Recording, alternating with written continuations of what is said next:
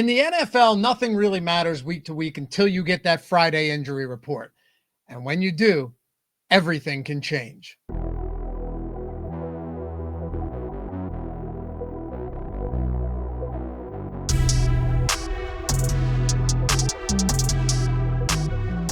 You're watching The Perfect Lineup, where Josh Engleman and myself, Dave Loughran, look to take down a tournament with one of the beauties we build right here in this video. As always, I'll lay the foundation, put some stacks together, maybe even toss a couple running backs in there around along the way, and then send it over to Josh in the single lineup sims. Let them do the rest of the work and see if we are on the right track. As always, you guys want to get a free month of Sims Max NFL. Yes, a free month. Let me know down below in the comments who you think is going to throw for the most passing yards on the Week 10 main slate. Not the Sunday night, Monday games, the main slate. If you're right and you're the only one to guess, you got a month coming your way. Otherwise, we'll spin the wheel. Hit that thumbs up, subscribe to the channel. Appreciate you guys. And if you enjoy this content, make sure to show us you appreciate us as well. Let's get into the video. All right, perfect lineup number one. I have to go here. And when I mentioned at the top, right, I said, oh, yeah, Friday, everything can change. You see guys, they may be out practice on Wednesday, on Thursday, you know, they're an estimated out on Tuesday. They don't practice at all. And then Friday rolls around. Some of them get back on the field in full. Some of them are limited. Some of them aren't out there at all. And in the case of the New England Patriots, they're already ruling guys out. Ramondre Stevenson's out, and Kayshon Boutte with a hamstring injury. By the way, it feels like everybody has a hamstring injury, and then it's a multi-week absence. He hasn't practiced yet. This guy has been downright dominant on deep targets this year. They've played 9 games. He has 10 deep targets, 9 receptions for like 250 yards and 5 touchdowns. Drake May's deep ball has been insane. You're probably not going to see Kayshon Boutte this week, which means Demario Douglas is wildly underpriced at $4,000. So here's what we're going to do. We're plugging Drake May in, we're plugging Demario Douglas in, and we're plugging Hunter Henry in. However, we are also going to go to Emeka Egbuka. Now, I don't love Egbuka as a standalone play, but in potential game stacks here or Drake May Patriots stack with a run back, I do. I like Cade Otton as well, but I like Egbuka because while it looks like Chris Godwin and Bucky Irving will be out once again, they haven't practiced all week. He could probably benefit from having one of those guys out there to take some pressure away, and the matchup against Christian Gonzalez isn't going to be easy, but this game has legitimate shootout potential. It's a short spread, right? The Patriots are short 2.5-point dogs. I just like this spot with him having, you know, multi-touchdown upside every game. Now, if you wanted to go throw Cade Otton in instead, I wouldn't fault you for that either. But Drake May, with that rushing upside, you could single skinny stack him if you wanted to. I'm going to throw Douglas and Henry in, and I'm going to run it back with Egbuka. But I think, like I said, there's plenty of variations to this stack that I know 100% I'm going to have a lot of in Week 10. Loughy starting us off here with a great one. Just 8% ownership to Drake May. Just 8% ownership to Douglas, just 10 for Hunter Henry. So a relatively low owned stack. Egbuka pulling 20% ownership in the bring back spot. Popular, but this combination looks like a good spot. $29,100 left. We're going to use 5% randomness in the single lineup simulator. And all I have to do is click complete this lineup, and it's going to give us the best plays with that 5% randomness. Very curious to see where we end up because we can take on some ownership here. And boy, did we take on some ownership. HN in 30% owned. Dawdle in 30% owned. Zay Flowers in 20% owned. Trey McBride in 20% owned. Got a little different with the Lions D here, just 5% owned. So maybe that'll save us. 139.8 projection, 162-ish ownership. This is going to be our baseline. Let's see how Loughy did for lineup number 1. Let's go. I expected this start. 96 sim ROI, 0.3% chance to win, 41% cash rate. I love that 2.7% top 10% lineup rate. I love the build. Chalk where we need to have it. Plenty of different little spots. A completely unique defense. Excellent setup for lineup number 1. Loughy set a pretty good standard. Let's see what else he's got. All right, in our perfect lineup number 2, yes, it is going to be a Lamar Jackson stack. Now, we do 3 in this video, but of course, there will always be a 4th one, an exclusive perfect lineup, and they've done quite well. Many of them. Not all of them can. Many of them have. Over on Tails. If you haven't downloaded the Tails app yet, I'm telling you right now, you want this in your pocket, right? Free bets, free DFS content every single day, flowing from day to night and through the night. We just added the trending topic. So if, say, Thursday Night Football pops up, you go, oh, I want to bet some Thursday Night Football games. Click that, and you only now in your feed have Thursday Night Football games. Oh, this touchdown boost. Boom, click that right there. You have the leaderboard, so you can always know who's hot, who's on the long shots, who's getting the most followers and trending, so you can check them out and follow them as well. And of course, my bets, all of my picks, everything Josh has, 100% free. So follow us, turn on notifications. Make sure you've downloaded the app. And if you love it, hit us with a 5-star rating and a review. We'll never ask you for any money over there, but the review would be super helpful. So thanks in advance. I want to go Lamar Jackson in this spot, and I want to pair him with Zay Flowers. Now, here's what I also want to do. This is where I know that if we paired him with Mark Andrews, it would sim better. He has a better projection. But I think Isaiah Likely's hard to project right now. He's also $2,900. He's only played one full game with Lamar Jackson all season long, and it was his best game of the season. He had a big 30-yard catch and run down the sideline. It's very difficult to project Isaiah Likely right now, and I don't think the tight end position is all that great. So I actually want to throw him in there.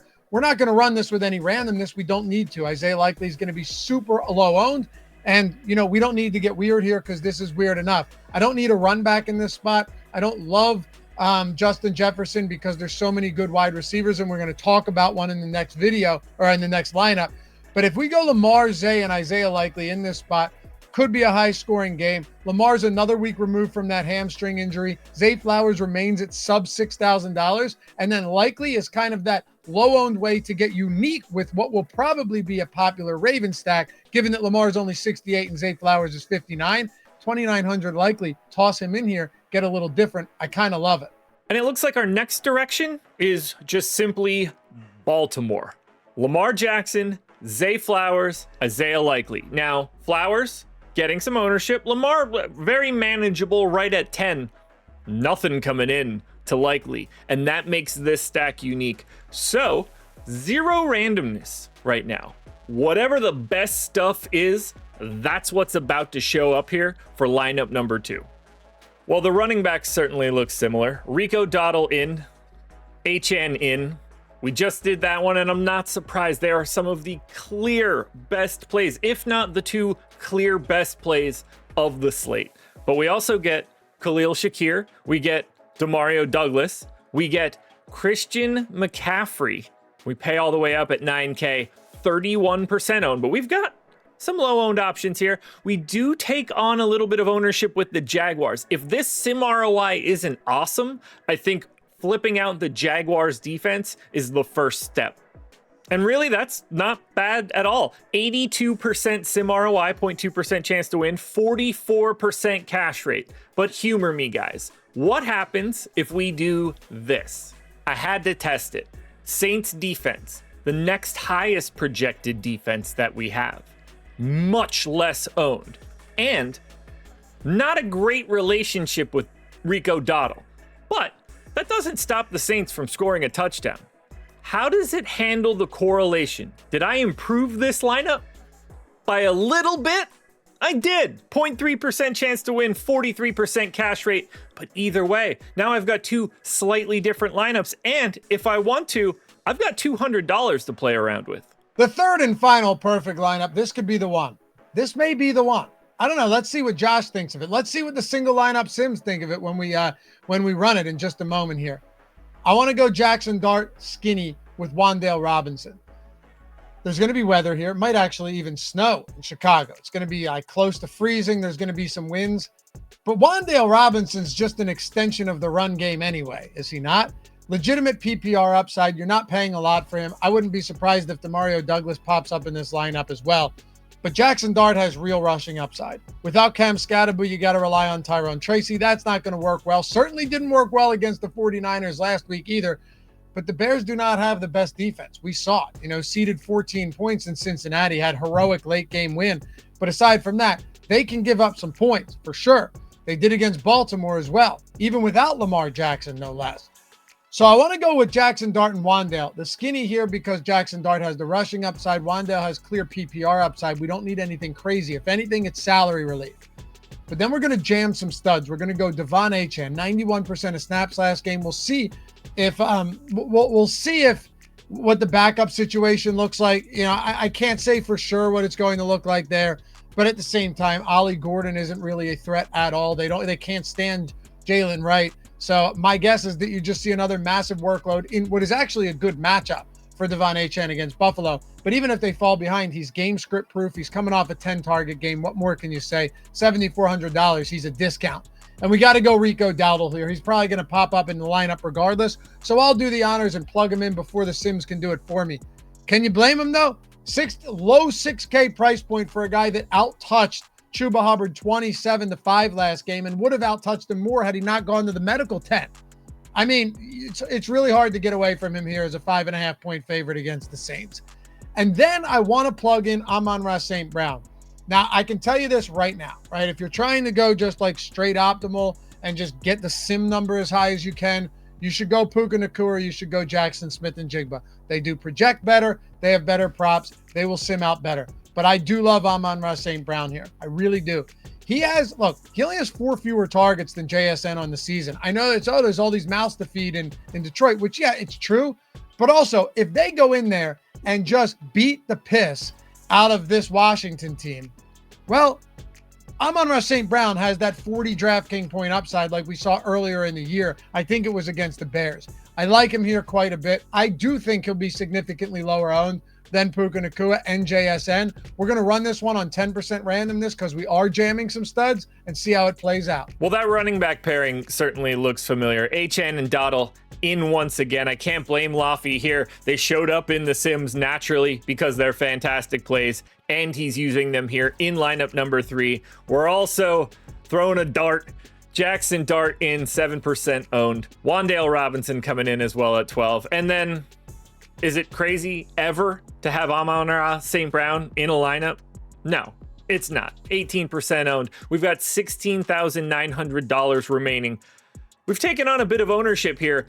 10% randomness. That's what we're going to use here to see what we cook up. And these names are pretty different. Zay Flowers we have seen before, and he is 20% owned, but K. Dotton in 12% owned, George Kittle in 18% owned, but double tight end build, and our old friends the Jaguars make their appearance. Again, 13% owned. We might be flipping this one around again. We shall see. Let's run lineup simulation to find out. I'm gonna have to test it just to see if I can do it, but 99.4 sim ROI. We're above the human body temperature. That's always a great place to be for ROI. 0.2% chance to win, 45% cash rate. But does it sneak over the 100 mark if we get rid of the Dodgers? The Dodgers. What am I even saying? The Jaguars.